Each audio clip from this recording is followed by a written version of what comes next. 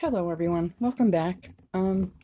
Today is February 7th, 2019, and I'm just bringing you along to show you some money saving tips, I guess, for if you're prepping on a budget. So I bought these oxygen absorbers. They're 100cc. This is the first time I'm using oxygen absorbers. I've never used them before. So I bought 250 of them because the price was right for me. So I'm going to put 20 of them in my jelly jars, 20 each in the jelly jars. And I have a bunch of other jars that I want to seal. Okay, so I told you about the dollar pastas and stuff. Okay, now if you have an Aldi's near you, unfortunately I taped this label over the label itself, but this jar is from Aldi's, and it's the peach slices. They also have other fruit, but your canning jar lids will fit on top of here, so you can use them instead of the lid that it came with. Also, something like this, if the jar says Mason on it, as long as the jar says Mason on it, you can use a regular mouth canning lid. Obviously this isn't open, and I'm not going to open it. But if you're storing just like a short-term kind of thing, you can put your beans, you know, like your lentils, in just any old regular pasta sauce jar. It's not gonna hurt them, you know, because they have a shelf life of over 2 years. So, you know, I'm only using the oxygen absorbers because I want them to last longer than that. Also, you can reuse lids that you used for canning on dry products. You can't reuse them in canning if you're going to can again. Maybe you can. I wouldn't. That's just me. I'm kind of funny and heavy on my canning cart. Sorry.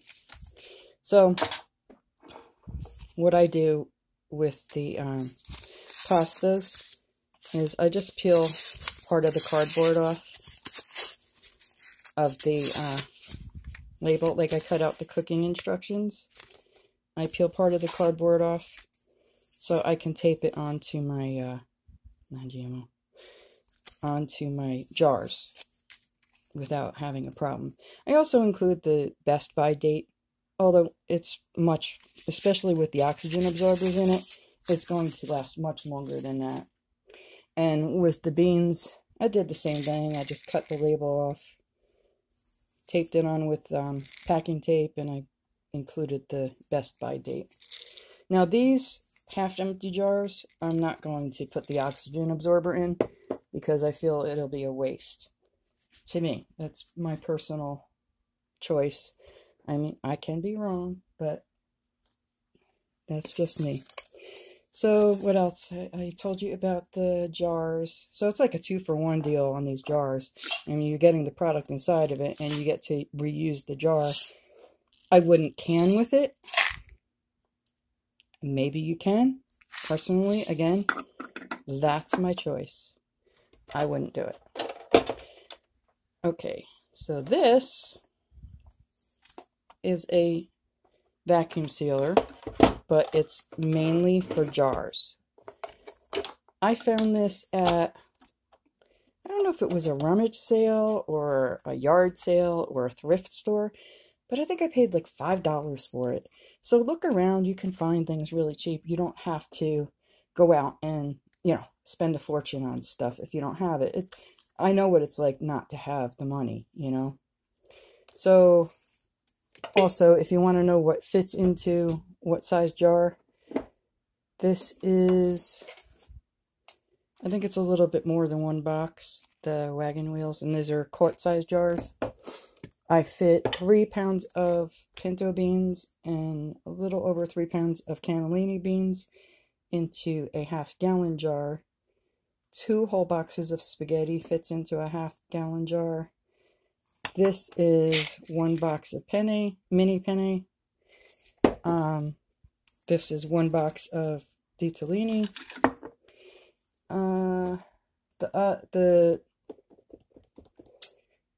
lentils and the split peas are about a bag and a half per quart size jar. And I do it in a quart size jar because I use them a lot. Or this is one whole bag. This is like a spaghetti sauce jar or whatever was in it.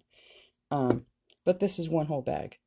So, and this was probably a 18-ounce spaghetti sauce jar. What is this? Maybe a little bit more. But one bag fits into that. So, and this is one bag of black beans. So there's a little bit head space there in the peach jar. And probably will be in the spaghetti sauce that came in the mason jar too.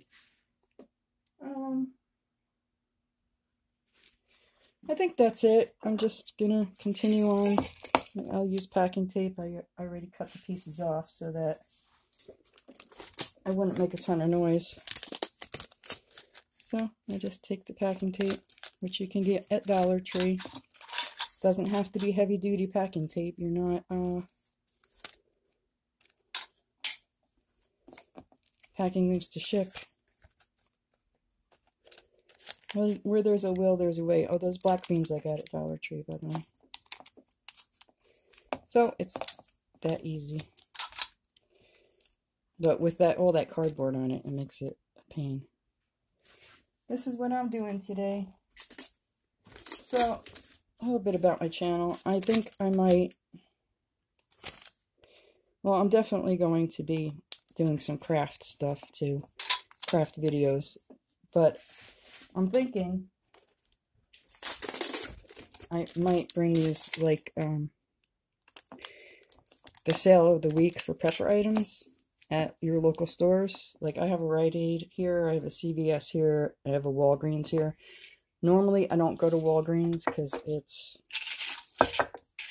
I don't have a car, so I have to take the bus to get there. And CVS, it has to be a really good deal for me to go because, again, I have to take the bus.